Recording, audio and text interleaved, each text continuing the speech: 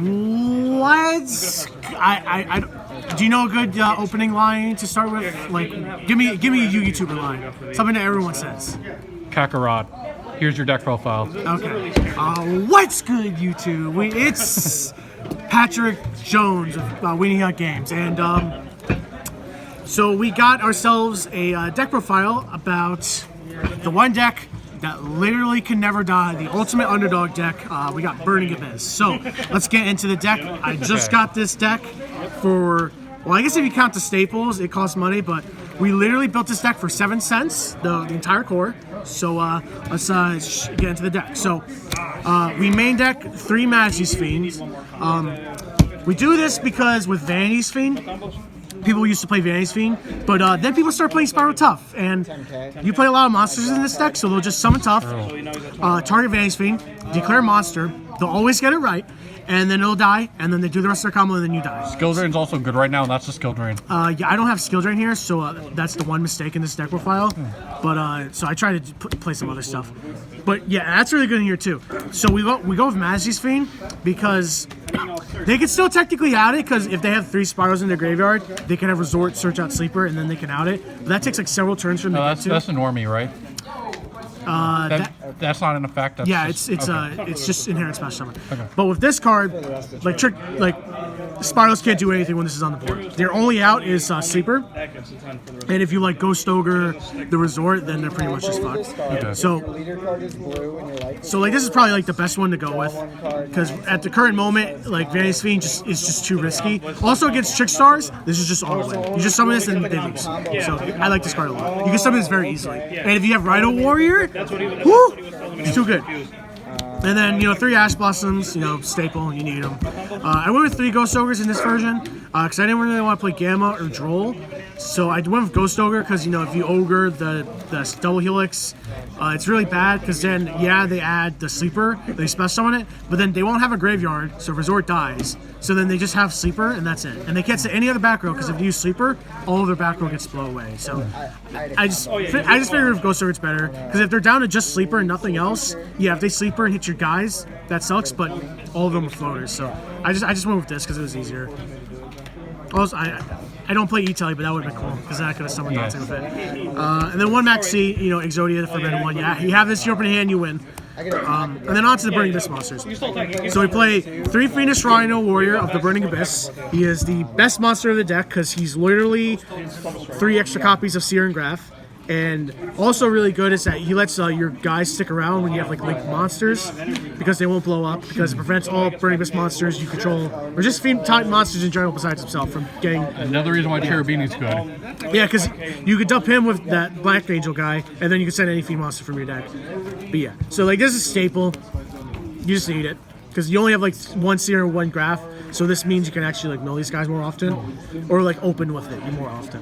And then we play 3 Skarm, self-explanatory. The Skarm Surge gets increasingly weaker and weaker now, because with Graph, Tour Guide, and Seer to 1, it's just not as good, but you still need to play. It's just a free monster. That's a 2 in Japan. Like that's like. Well, it was at 2 for a while, but when the new banners came out, it's at 3. It's at 3 now. Oh, it is? Yeah, it is. So we play 3 Libic. This is probably the most notable change from other Burning Abyss builds. So one thing I noticed is that Libic, with Seer and Graph at 1, Libic is just like the one Burning Abyss monster you just want to have, and that you want to mill off Dante, because the ability to special summon a Burning Abyss monster from your hand and negates effects is so huge when you have like all these Link monsters and Beatrice. So this is a great way of just like getting extra guys to the board. It's also just like a good card to mill. Like you just always want to mill this.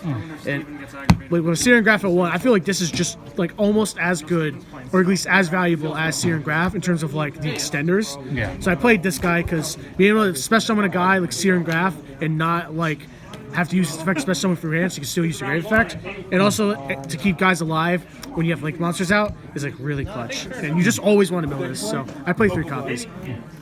Then 3 Farfa. That's like pretty obvious.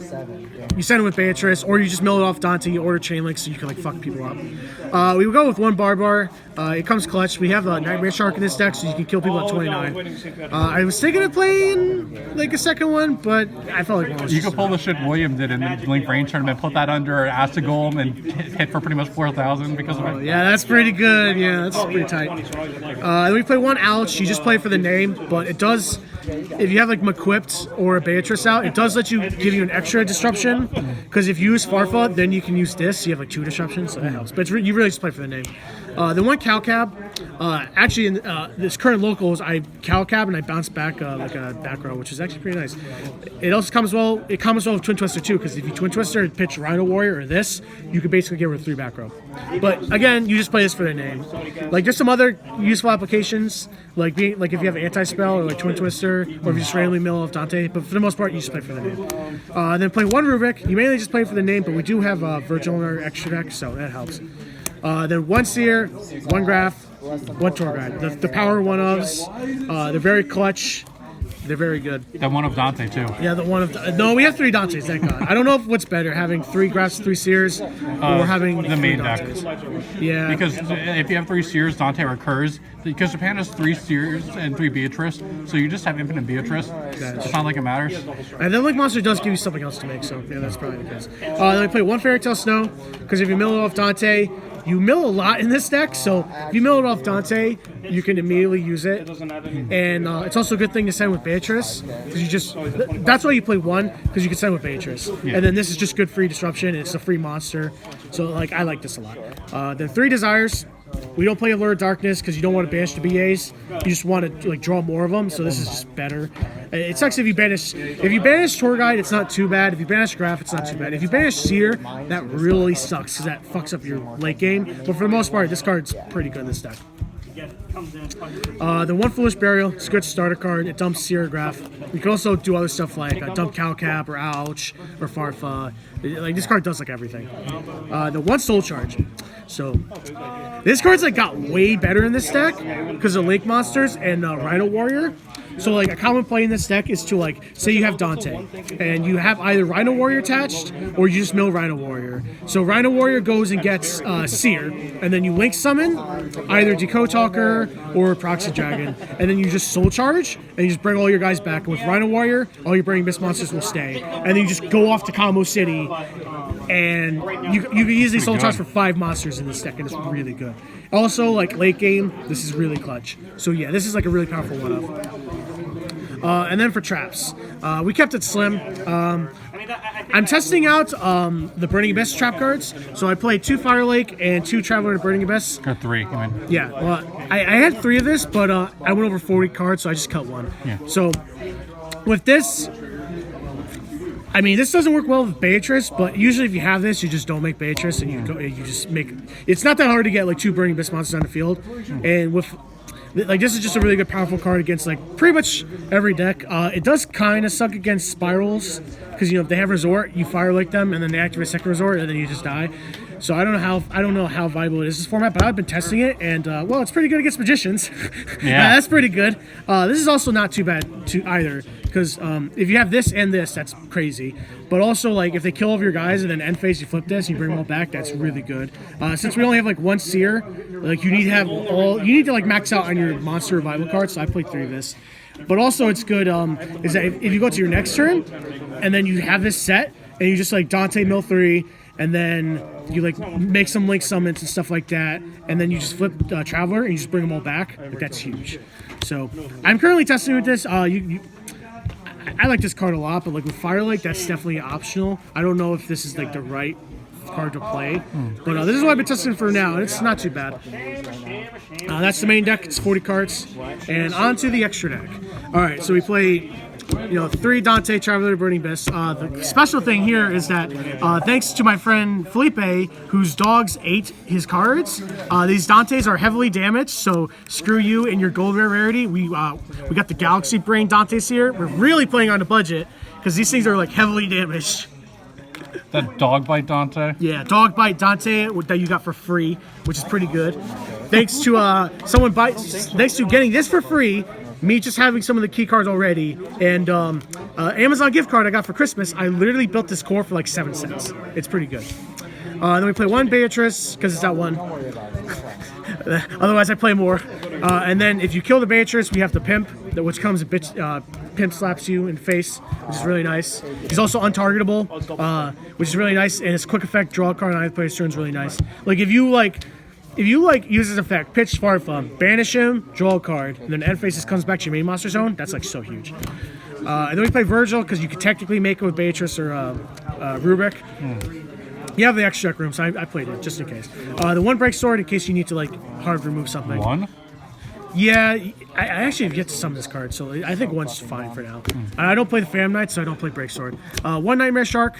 This almost came up in my last game at locals, but I wasn't able to put like 2 Burning Abyss monsters because he hit me with raw spear mode, which is cool. But yeah, if they're at like 2,000, you just kill them, and if they're at 29, you use this and Barbarian to kill them. So it's really nice.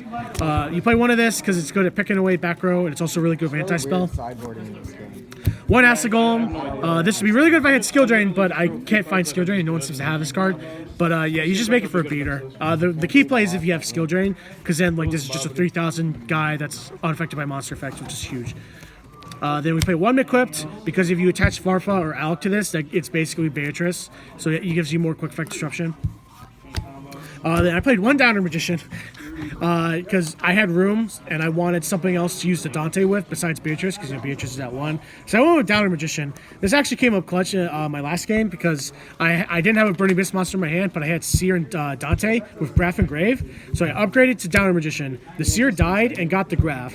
This Graph popped and got Scarm, and then Scarm died and then searched Tour Guide for end phase, so I could actually like get the ball rolling. So like this is somewhat useful. I don't know if I don't think you need to play this once you get the rest of the cards, but it's not bad. And then for Link monsters, we play one Borreload. This card's super clutch.